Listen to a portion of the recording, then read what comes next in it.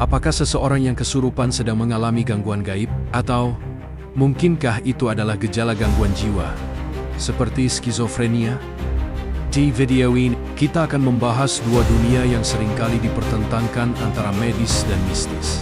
Yuk, kita bongkar bersama-sama. Apa itu skizofrenia? Skizofrenia adalah gangguan mental kronis yang memengaruhi cara seseorang berpikir, merasakan, dan berperilaku. Penderitanya bisa mengalami delusi, halusinasi, bicara kacau, hingga perilaku yang sangat aneh. Bayangkan, kamu merasa mendengar suara-suara, padahal tidak ada siapa-siapa di ruangan. Atau kamu yakin bahwa ada orang yang menguntitmu, padahal itu hanya imajinasi. Begitulah kira-kira pengalaman penderita skizofrenia. Kesurupan sering diartikan sebagai masuknya roh atau halus ke dalam tubuh manusia. Fenomena ini terjadi di berbagai budaya, termasuk di Indonesia, dan seringkali disaksikan secara massal di sekolah atau tempat umum. Fakta menariknya, dalam psikologi, kesurupan bisa dikategorikan sebagai gangguan disosiatif, yaitu ketika seseorang kehilangan kendali atas kesadarannya. Skizofrenia dan kesurupan memiliki beberapa kesamaan dalam gejala, seperti perubahan suara atau kepribadian mendadak, berbicara aneh atau tidak nyambung, mendengar suara yang tidak terdengar orang lain, gerakan tubuh yang tak biasa.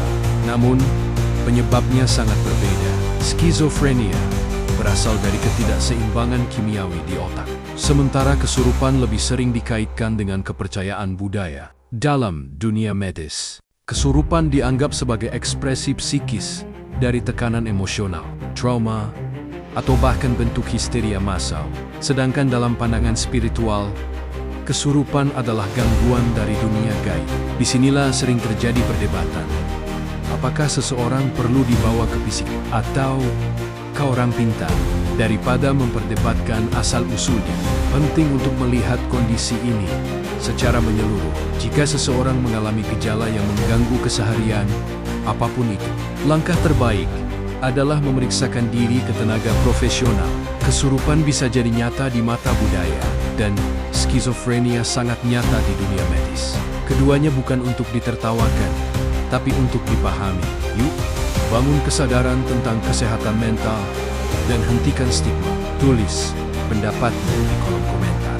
Like jika kamu setuju, dan subscribe untuk konten edukatif lainnya. Pernahkah kamu mendengar berita soal kesurupan massal di sekolah? Atau cerita tentang seseorang yang tiba-tiba panik karena orang lain panik lebih dulu?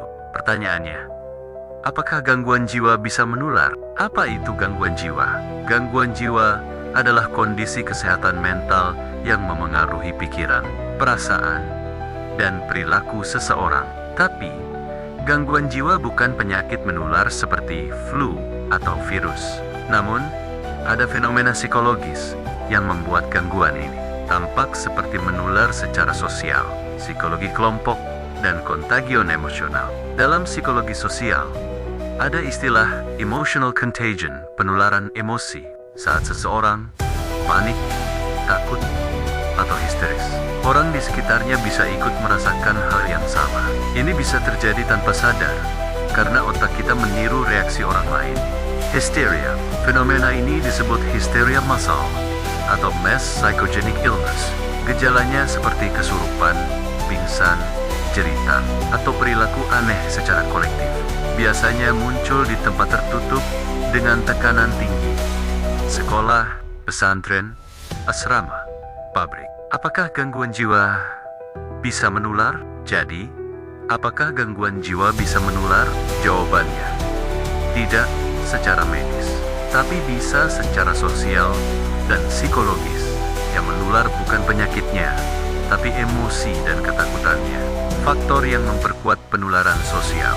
Penularan ini diperkuat oleh beberapa faktor: tekanan sosial, lingkungan tertutup, kurang informasi, kepercayaan mistik, dan kecenderungan meniru.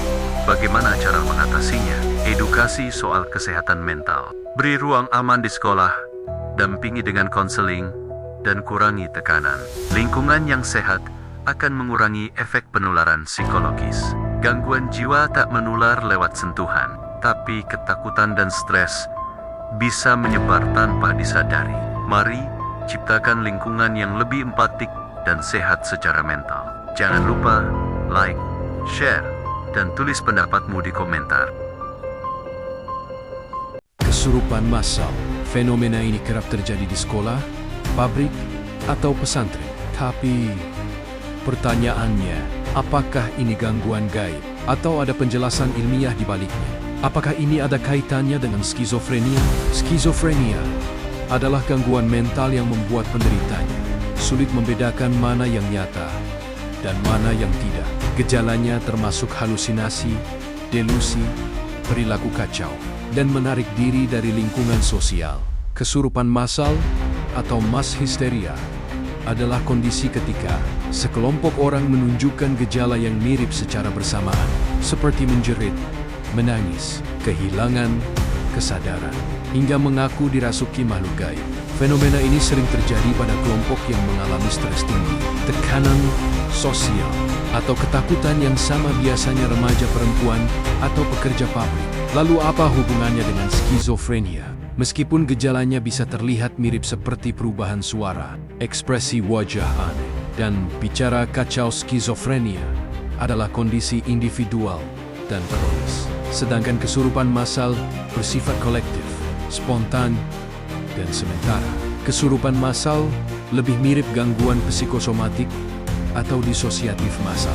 Sementara skizofrenia berakar dari gangguan neurokimia pada otak. Namun, keduanya sama-sama menunjukkan bahwa tekanan psikologis bisa berdampak besar pada perilaku manusia, baik secara individu maupun kelompok. Di banyak masyarakat, khususnya di Asia, kesurupan sering dianggap sebagai kerasukan roh atau gangguan makhluk halus.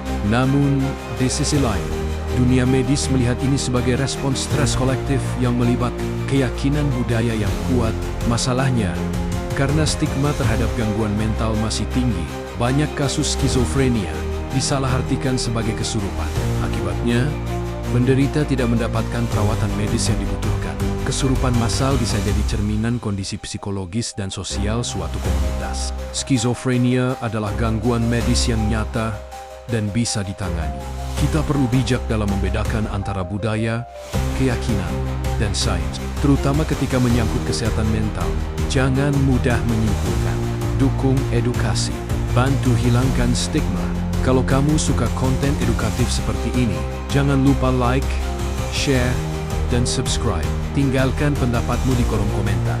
Kamu percaya kesurupan itu murni mistis? Atau ada penjelasan ilmiahnya?